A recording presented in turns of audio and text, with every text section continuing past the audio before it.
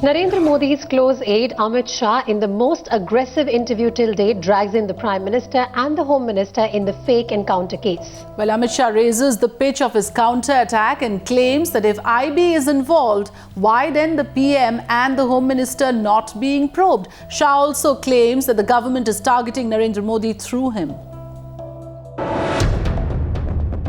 He is often referred to as the right-hand man of BJP's PM candidate Narendra Modi. And for the first time in a sensational interview, Amit Shah accused the government of shooting arrows at Modi through him.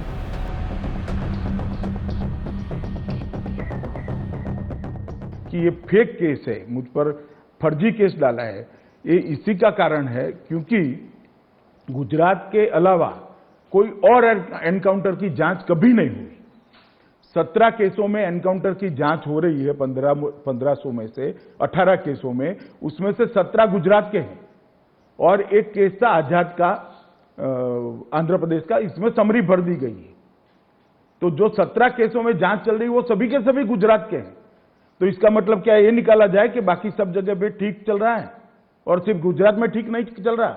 इसका एक ही मतलब है कि यहां पर मैं गृह मंत्री था, नरेंद्र मोदी मुख्यमंत्री थे और भारतीय जनता पार्टी की सरकार थी।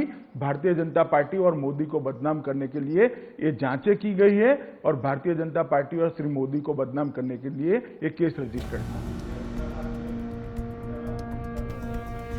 An aggressive Amit Shah, in a series of counter allegations, even tried to drag in the Prime Minister's office in the encounter controversy.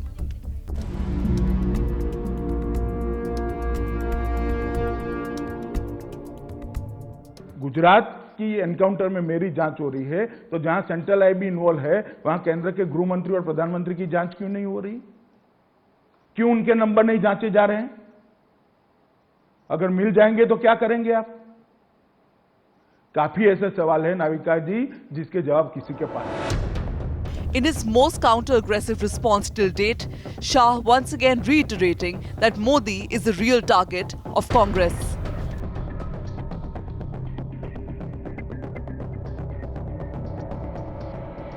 ये सब पॉलिटिकल साजिश का एक पार्ट है क्योंकि नरेंद्र मोदी को घेरने के लिए और कोई मुद्दे इनको मिल नहीं रहे हैं। नरेंद्र मोदी के सुशासन का इनके पास जवाब नहीं है, इसलिए पॉलिटिकली इस तरह के क्वेश्चन मार्क खड़े कर एक इल्यूजन, एक भ्रामक स्थिति देश की जनता के सामने रखना चाहते हैं।